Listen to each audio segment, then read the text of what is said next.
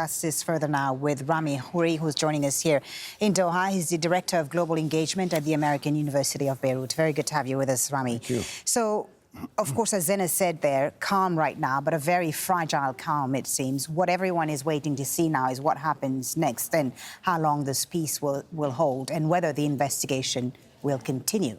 What are your thoughts? What do you think is going to happen over the next few days? The history of modern Lebanon, at least the most recent 3 or 4 decades during and after the Civil War, suggests that you will always get these confrontations. Sometimes they're major, sometimes they're minor. Then they calm down, somebody mediates, and then life goes back to normal for a while, and then something comes up again. Whenever there's a political development that might alter the balance of power of these forces, whether formally in the parliament or in the cabinet of ministers or informally on the street in society and the economy, then tensions flare again. The political system in Lebanon has not been able to create a peaceful, credible, and conclusive mechanism by which everybody has a share of power, but also responds to the will of the people through elections and other means. They have the system that apportions power, and they all want to keep their power. And then sometimes one of them insists that I'm going to be president or I'm going to be a minister, and they block the political process, and there's stalemate, and then frustration, and then violence flares. So this is a cycle. It's a cycle, as you say, but what we saw yesterday on the streets of Beirut, we hadn't seen in a long time. And this is a sectarian dispute, of course, and history shows that it's always been very difficult to mediate and resolve these sectarian disputes. How then do we move on from where we are today? And is this, again, is the investigation into the Beirut port blast likely to continue, and can it yield anything positive for the victims' families? Those are all critical questions for which there are no firm answers. There have always been sectarian tensions, as you said, but they've always been mediated in the short run. Things calm down, but then they flare up again. Right. If the political balance is threatened, now we have elections coming up next spring, then presidential elections in the parliament. These are moments of decisive political relationships, and some people are trying to line up the system so that they guarantee their share of power. The investigation is a different matter, but it falls into the same category as the investigation of the killing of the late Prime Minister. Right. So Hezbollah and ML are trying to stop or slow down or control the investigation. Many other people in Lebanon want it to go on.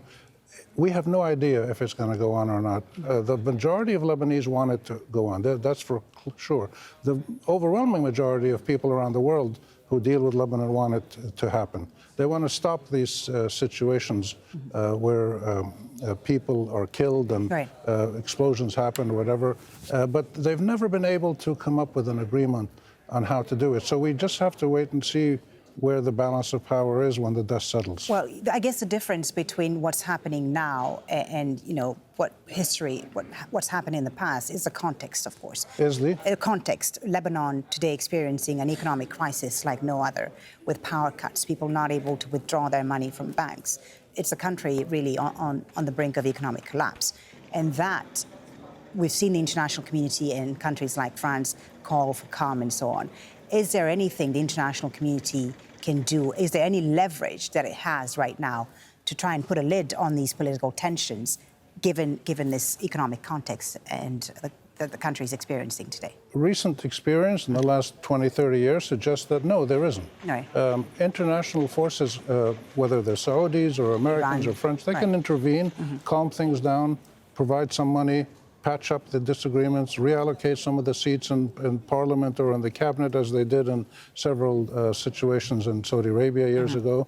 But then tensions arise again. Right. So the likelihood of any international intervention is just about zero. And the likelihood of a domestically organized permanent peace is also pretty low. Well, what about the Lebanese army? Will they be able to keep the peace? How much power do they have in the midst of all these armed factions? The Lebanese army has been one of the positive elements in Lebanon in recent years that everybody is happy and wants to protect. They intervened very quickly yesterday, and they've done this before. But they are a fragile group because many of their soldiers, their young soldiers, are getting money that doesn't cover like a week's worth of food. for their family because of the devaluation of the lira. So they've already been losing recruits, people who've resigned and ran away.